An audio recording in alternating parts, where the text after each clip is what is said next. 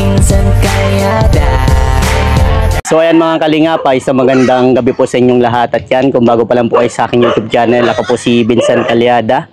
Paki-like and share po nitong video ito para mapalawak pa po natin ang pagtulong po sa mga taong nangangailangan. At huwag niyo pong kalimutan na pindutin po notification bell para lagi po yung updated po sa aking mga bagong uploads. So ngayon mga kalingap ay meron po tayong tutulungan mula po sa ating YouTube channel. At ito pong panibagong scout natin ay kompleto naman po sila sa isang pamilya. May isa po silang anak. At yung naging asawa po nung lalaki ay no read no write po. Tapos ang kanilang bahay ay masisira na po. So ayan na, tulungan po natin na ng mga kalingap. So tara, samahan niyo po ako at punta na po natin. So ayan mga kalingap, ito yung kanilang bahay. Matutong banaw. Sira ng mga kalingap. So ayan, ito po ay nilapit lang po sa atin. Ng isang citizen na taga rito po. Mga kalingap, ay grabe, sira-sira naman. Pero maayos pa yung kanilang bubong, pero yung dingding po ay sira-sira na. Hello po! Magandang hapon po, papasok po. Ayun, magandang hapon po. Bless po! Nay, bless! So, ayan, tay, magandang gabi po. Ako po pala si Vincent Calyada, isang charity vlogger po mula sa Team Kalingap. Naririnig niyo na po yung Team Kalingap po? Siya po. Anong pangalan niyo po? Marcelo po. Ikaw po, ate. Nguyen Bungalos. Ano po? Nguyen Bungalos. Nguyen. Nguyen. Ikaw, ate. Christine May po. Christine. May. Ilan po ang anak niyo, tatay? Isa lang po. Isa lang. Isa lang. Ilan taon na po siya? 18 po. Noong May 2. Wow. Nag-aaral po siya. Nag-aaral po. Okay. So, ano pong trabaho niyo po? Extra lang po dyan sa Nyuga. Pag may naglalagas, nag-iipon. Nag-iipon po. Yun lang po pinakatrabaho niyo. Magkano pong kinikita? Ay, pampo lang na 350. 1,000 pag-iipon. 350. 350. 1,000. Si nanay po, anong trabaho? Wala po. Dito lang po yan sa bahay. Bahay lang po. Siya po, anong year na ni Christine? Ngayon po ay grade 11 ngayong pasukan. Grade 11. So, ayan na. Tatay, okay lang po ba na itong video ito ay lumabas po sa social media, sa YouTube, sa Facebook? Kasi dito pa kumukuha ng pantulong po sa mga katulad po ninyo nangangailangan. Okay lang po? Okay lang po. Kamusta naman po kayo dito sa pamumuhay po ninyo dito? Ay, isawa naman po ng Diyos sa kakakuha ng pagkain sa araw-araw. Opo. Kakaraos din kahit paano. Kumbaga, dari diskarte lang po. Opo. Normal po yan sa isang magulang. Gayon, paglalagas na kapag-ipon.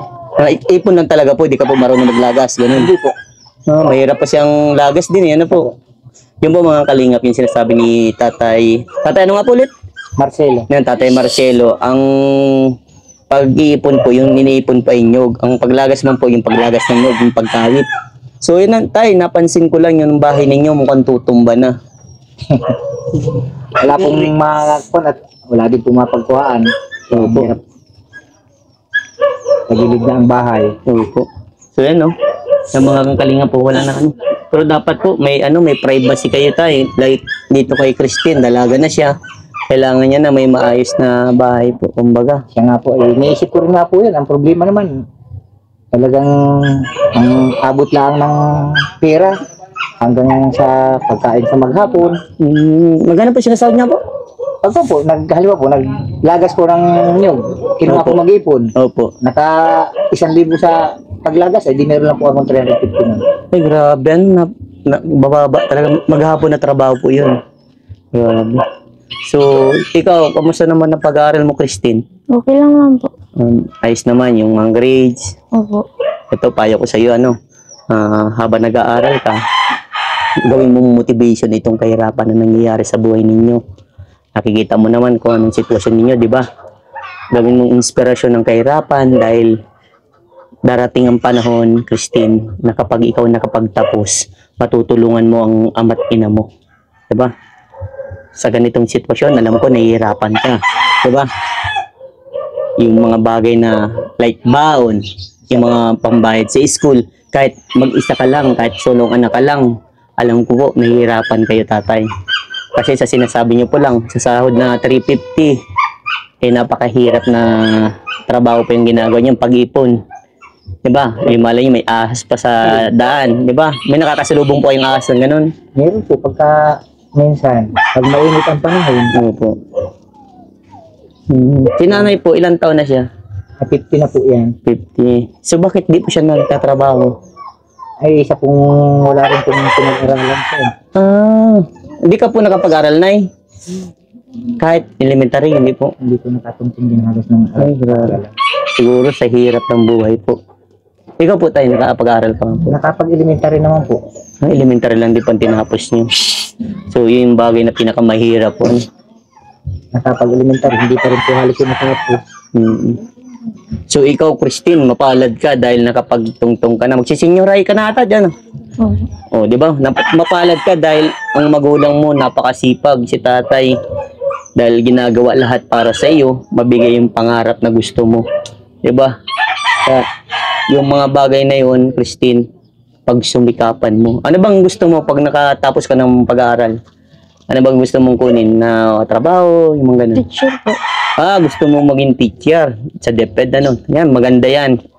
Kaya, anong, mo, major? Like, ang major, may major kasi pag mga secondary. Pag primary, mga elementary. Anong gusto mong kunin? Saan mo gusto mong tumuro? Elementary o mga high school? Ang elementary o high school. Elementary po. Primary yun, primary. So, ayan, maganda yan, ha?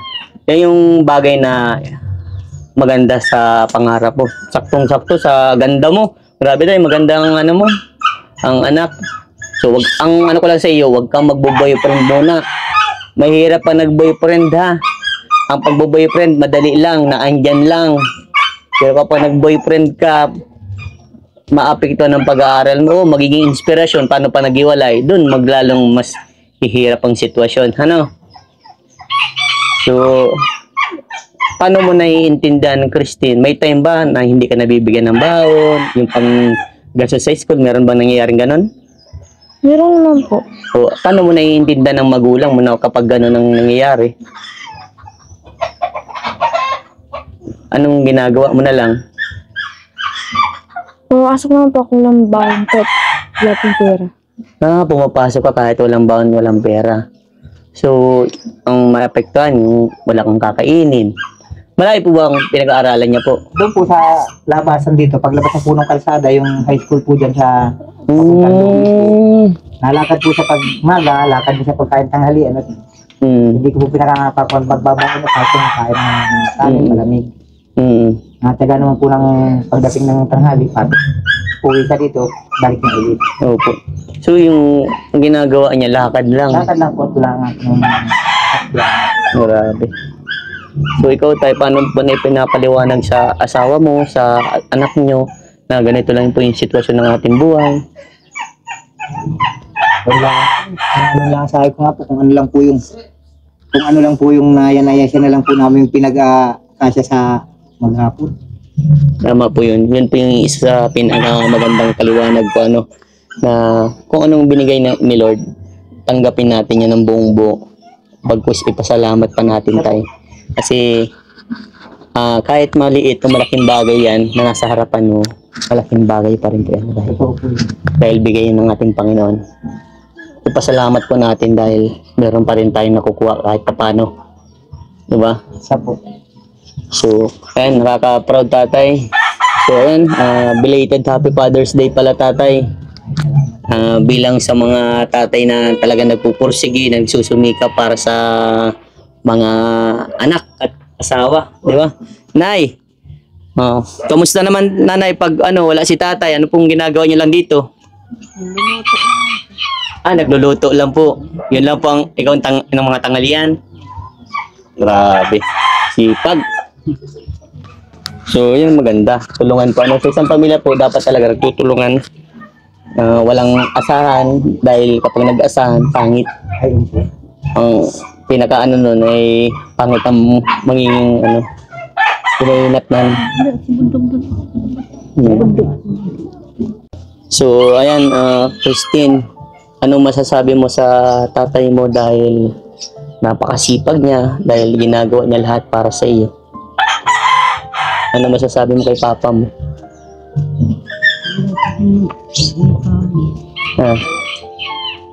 Anong masarap na mensahe para kay papa mo? Alam ko na never pang nasasalitaan si papa mo ng pagpasalamat, ito na yung pagkakataon na pasalamatan mo ang iyong magulang dahil sa kanilang ginagawa para sa iyo. Anong masasabi mo? Sabi ko po ay salamat po sa Sana. Naiyak siya. Talagang pagtulong. Naiyak. Bakit naiyak? Sige, okay lang po. Naiintindihan ko po siya. Bakit, Christine? dahil sa Mag-iyak. Okay lang po yan kasi expression po yan. Bakit? Bakit naiyak ka, Christine? Nakikita mo ang sakripisyo ni Papa mo? Mga ginagawa sa inyo ni Mama mo? Yun. Sige, labas mo yung gusto mong sabihin kay Papa mo. Dahil yan yung bagay na alam mo makakatulong kay Papa mo. Palakasin niya ni Papa mo, yan sasabihin mo. Iyak na din si nanay. Sige, sabihin mo, Christine, para marinig ni Mama at Papa mo. Anong bagay na pasasalamat mo sa inyong ama't ina sa mga ginagawa sa iyo? Sige, okay lang yan. Alam ko yung nararamdaman ko kung bakit ka nag-iiyak dahil ganyan mo kamahal ang magulang mo. Anong masasabi mo sa kanila, Christine? sabi ko po ay Kahit ano ka niya. Sige, okay lang po at nag-ano siya. Anong masasabi mo kay Mama at Papa mo? salamat kasi po pag wala akong Ang baon. pag wala akong binibigyan ako.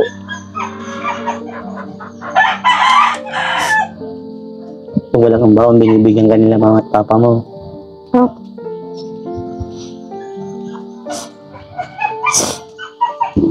Kahit walang trabaho po, binibigyan niyo po ako. Kahit walang trabaho. Kaos lang po. Grabe. So, ayan. Nararamdaman ko yun, Christine. So tay, ikaw naman po bilang ama at padre de pamilya nitong pamilya niyo po. Anong masasabi niyo, tatay, sa anak mo, sa asawa mo, tay? Ayun, masasabi ko lang po sa aking asawa. Kahit ano pong paghihirap namin, tumutulong sa aming mga gawain bahay kahit pa paano. Para makaraos. At sa ating anak naman po, ako'y natutuwa rin naman po kahit ganito kaming naghihirap, ay nagtsatsaga din po ng pag-aaral. At salamat po nga kahit pa paano nakapatapos siya, kung sana'y makatapos po ng pag-aaral siya.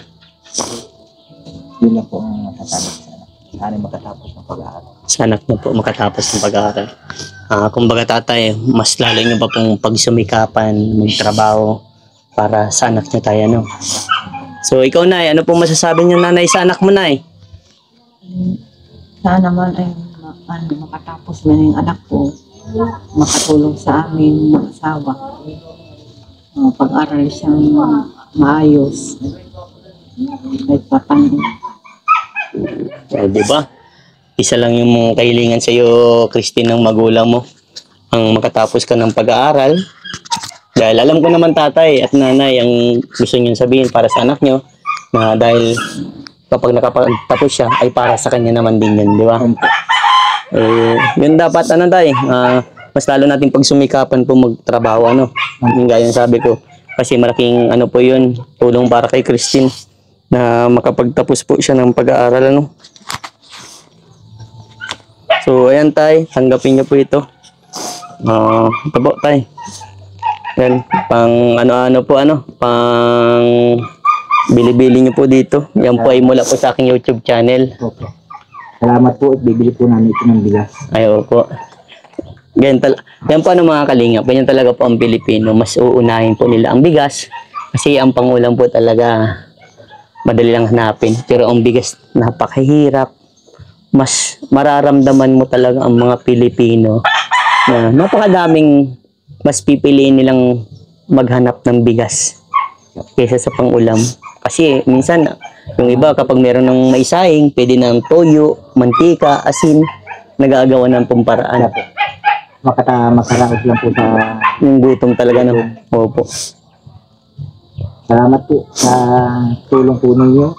Walang ano man po, tay. Yung utang na loob po namin itong tatanggol na utang na loob po. Opo. Basta po ako, masaya po ako na tumutulong po sa mga katulad ninyo. At Christine, sana huwag mong kalimutan yung payo ko. Ano, gawin mong inspirasyon ng kahirapan, ha? At huwag magmadali, huwag mo nang mag-boyfriend kasi marami talaga po ako tatay na natutulungan. At di ko po naiiwasan payuhan po sila. Dahil meron nga pa akong tinulungan po, napakabata pa, 15 years old. Nag-asawa na siya. Kumbaga, nakaka-disappoint, pero nandun na po yun. Kaya yung, ayaw kong baliwalain yung payo na binibigay ko kasi po, para sa kanila yun. Napakahirap maging magulang ng maaga. Ano, di ba, tay? Ay, siya po. Yan. So, ayan. By the way po, magpapakilala ako. Ako po si Vincent Calyada, isang charity vlogger mula sa Team Kalingap. At sana po napasaya ko po kayo sa munting binigay ko po. Ano? Kami po masaya-masaya po dito sa natanggap po namin ito. Ibili po namin ang bigat, pandagdag po sa makakain sa araw-araw. Maraming salamat po. Maraming salamat po Kuya Vincent sa pagpunta, makakatulong po yan sa pag-aaral ko po. Sige. Salamat, Vincent po at nagbinigay niyo pong tulong sa amin magpamilya. Marami pong salamat. Kakatulong na po yan. Okay po. Pambili na pong bigas. Opo. Sige tayo. At ako po alis na. At ayun, yung mga kalingap, ginabi na tayo sa ating pagtulong. Pero sabi ko nga, baliwala yan. Umaraw, gumabi, umulan, uminit. Tuloy ang paglingap ng iyong masipag na scouter. At yan, kung bago pa lang po kayo, like and share po nitong video ito para mapalawak po natin ang pagtulong po sa mga taong nangangailangan. At huwag niyo pong kalimutan na pinutin po notification bell para lagi po yung updated po sa aking mga bagong uploads. At please po, don't skip ads kasi malaking bagay po yan sa pantulong po natin. Yan. Diyos mabalos sendong gabos. Ingat po tayong lahat. Babay na po sa inyong tatlo. Nanay, tatay.